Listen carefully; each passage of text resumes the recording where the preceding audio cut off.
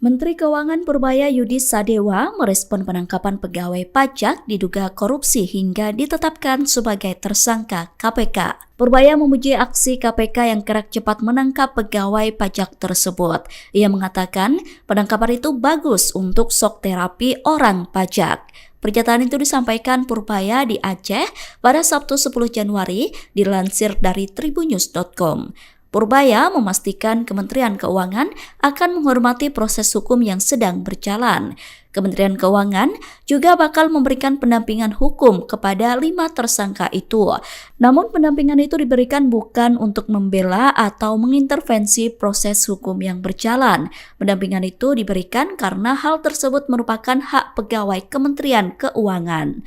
Jika dalam proses Download Tribun X sekarang.